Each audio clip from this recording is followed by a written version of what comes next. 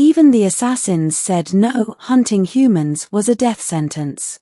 The contract. In the shadowed halls of the Guild of Silent Blades, contracts were discussed with whispers.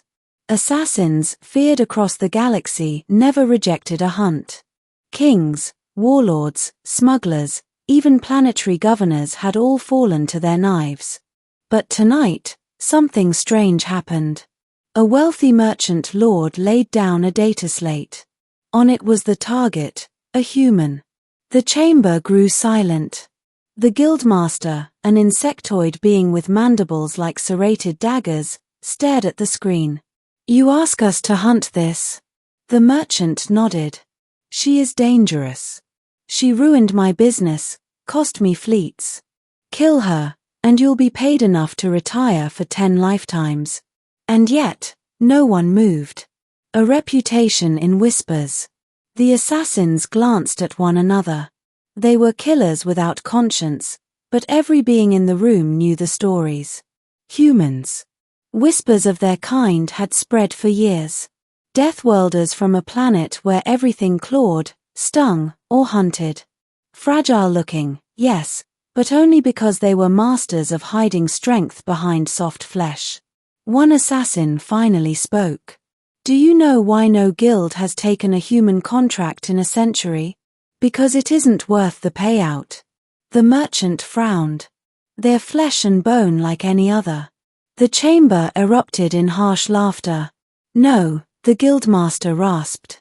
"They're monsters wearing gentle masks." The lesson of Vayner 9. An old assassin leaned forward, his voice low and gravelly. "I once accepted a human hunt. It was on Vayner 9. A woman. Small. Barely to my chest in height. I thought it would be quick." The others leaned in. "I shadowed her for 3 days. She never looked back, never showed fear. On the 4th night, she vanished. Simply gone. The next morning, I woke with a blade at my throat. Her blade. She whispered in my ear, 'Run, and never try again.'" He bared his throat there, a thin scar traced across the skin. "She could have killed me. She chose not to. That was worse." The chamber was silent again. Why assassins refuse. The guildmaster's mandibles clicked. "Understand this. Assassins thrive on predictability. A routine. A target's habits. But humans adapt. They turn every tool into a weapon. Corner them, and you do not kill them, you unleash them." Another assassin hissed. "I watched one human break a bounty hunter's arm using nothing but a drinking straw. A straw. Who risks hunting a creature like that?" The merchant paled. The galaxy's warning.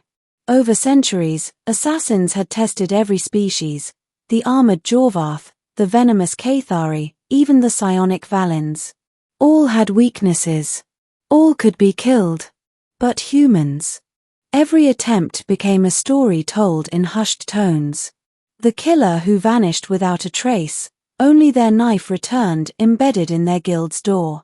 The poisoner who slipped toxins into a human's drink, only to die from the very cup hours later. The sniper who shot a human through the chest, certain of the kill only to be found strangled days later, their rifle jammed down their throat.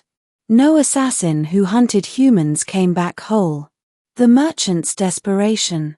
"But surely," the merchant stammered. "Surely there is a price, a way." The guildmaster rose, towering above him, eyes burning like coals.